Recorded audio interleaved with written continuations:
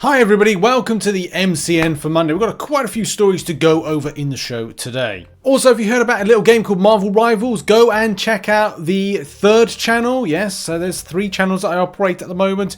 If you go to the third channel, which is the RTM Marvel Rivals channel, we've been covering a lot of things when it comes to the Moon Knight that's just gone in.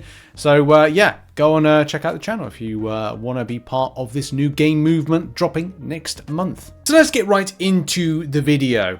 First of all, if you didn't know, the grand supply drop, which is next month, I think it's the December 10th, and then goes every other day for, what is it, 9 days? We'll see champions go in like this. Spider-Man 2015. Then we've got 16, 17, 18, 19, going up to 2024 with Isophyene, which drops in the latter point of December. 1, 2, 3, 4, 5, 6, 7, 8, 9, 10. So yeah, that's probably like the 20th or something like that of December, so it kind of like stretches us into to that. But did you know, obviously, the years, which now you see here, I wasn't quite sure. I thought that they were kind of in a year in succession, but yeah, now it gives a little bit of clarification for those that may be interested. Now, moving into interesting Deathless champion news. There may be more Deathless champions in the future. Interesting on the bio, I don't know if you've read the bio reads as follows. In years past, champions from the Death Realm staged an assault on the Battle Realm empowered by the Death Stone. Thanos created nameless, empty versions of the heroes of the Battle Realm of these nameless champions.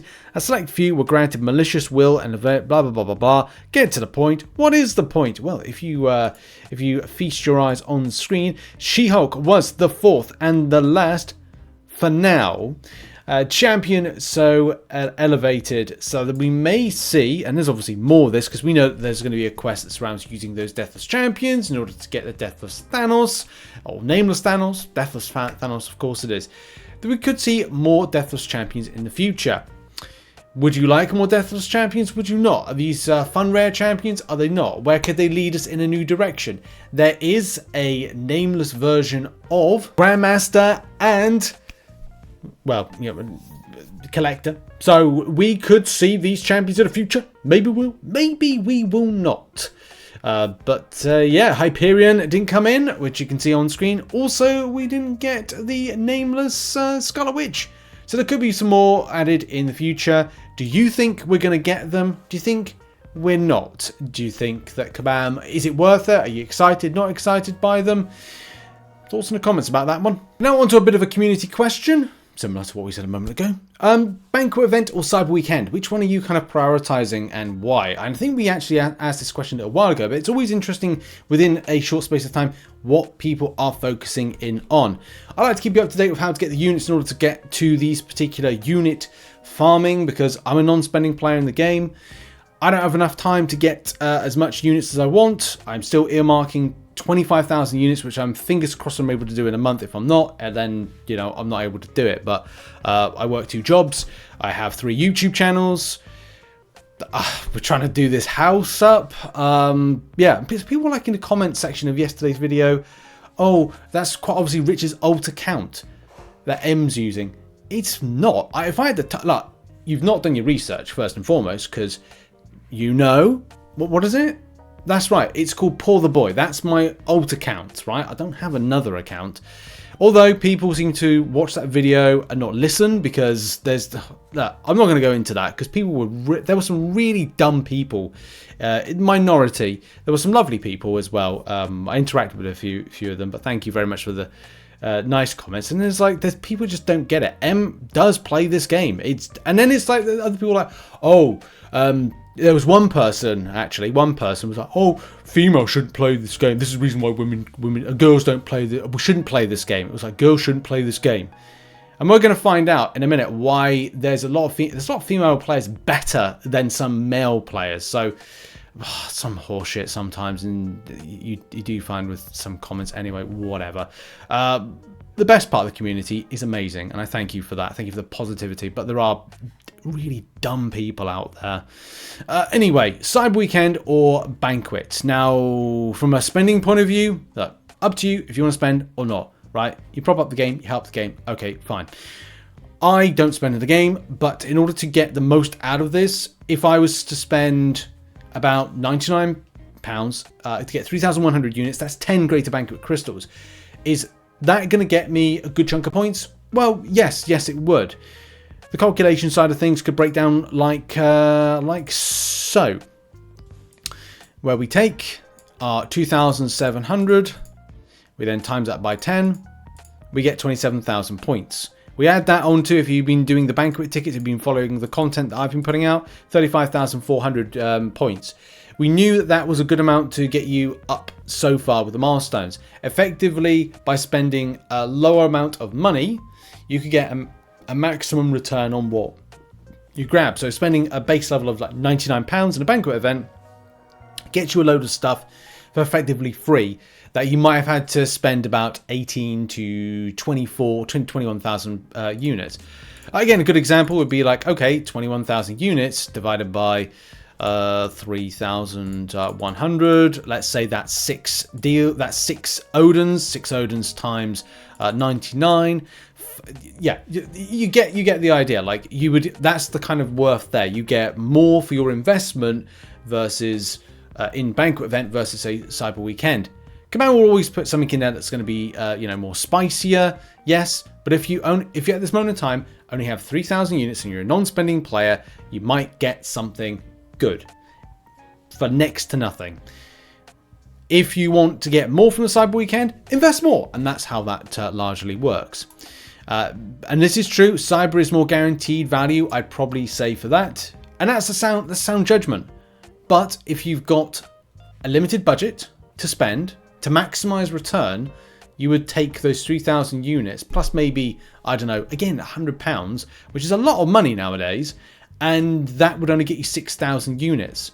So you have to really outweigh the extent of how much do you have now, how much are you willing to give for the Cyber Weekend deals. Are you thinking that your volume will, I don't know, get you more? I don't know. At this stage, if you had a low amount of units, I go Cyber Weekend deals. But yeah, I suppose it's it. I believe that dollars wise, Cyber is better, while units wise, Banquet is better. So I'd say Banquet event may be better for non-spending players than versus say Cyber Weekend. I actually align with this kind of like this thought process. And there was an interesting point here. Someone saved up about 55k units and said that 50k units is insane. I'm pretty sure that's technically overkill.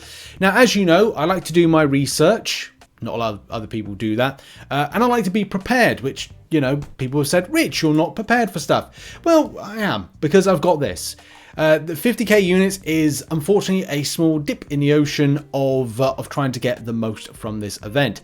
Back as far as 2022, even doing 45k units only got you into the top 5,000.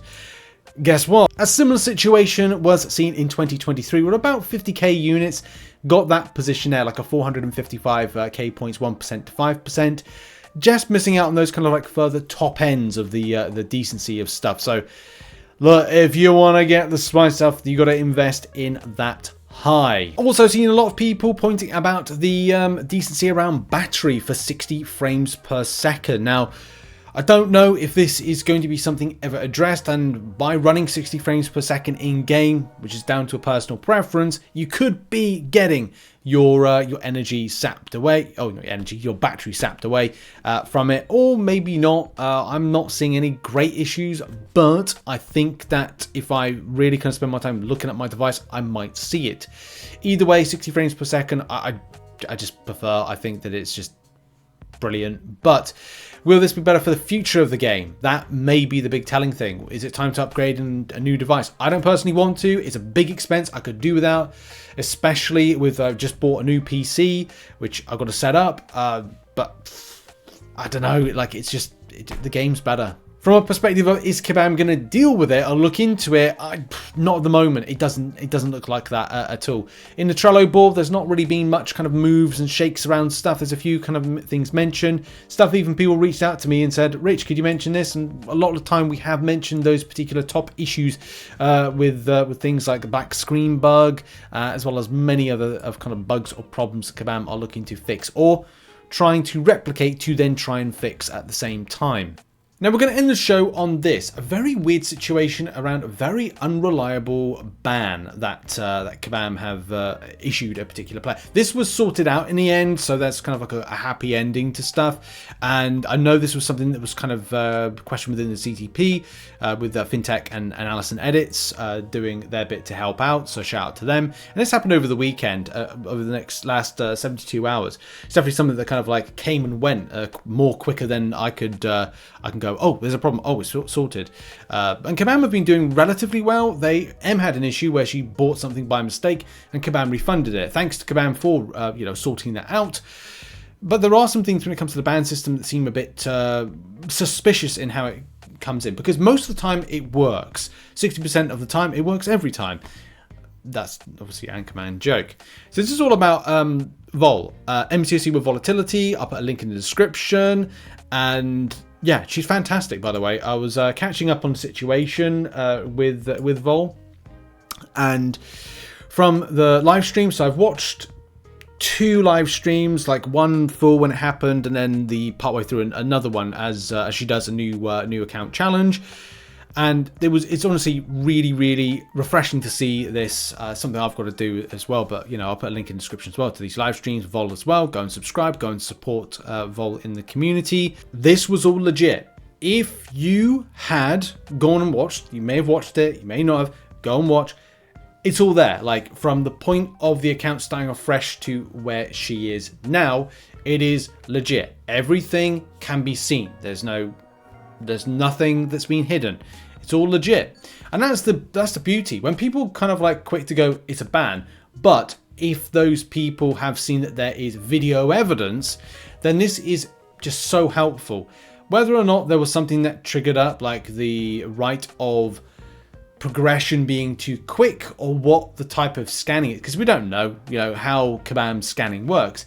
It may have looked at the situation and gone, this person's like a very good player and is like able to blitz through a lot of content or knows what they're doing. To other people, or maybe Kabam's like scanner, because it could be like a more automated system, could have picked it up in a way that was like, no, this is dodgy, but it's not. This is all legit. And it was a very weird situation to see. And I definitely echo this particular point here, that we need to do more for like smaller accounts. I'm just trying to find available time to do this. Once we complete our house like work that we're doing, which will be by the end of this year, I will be looking to go back to full-time content creating and try to live stream more, but also do new account challenges and also update my new player guides. It's definitely on the table. And definitely I echo this point particularly here. It's something that I've been struggling to find available time to do, and that is new player guides. I will be doing it in 2025. It will require me to be more full-time in being a content creator and going back to live streaming. So, but that will need a lot of support from people. So I'll talk more about that towards the end of the year once I've planned some stuff. Anyway, that has been the MCN for today. Good to see that something went well at the end of it. And yeah, thank you very much for supporting the content as always. And I will see you all in the next video. Bye bye for now.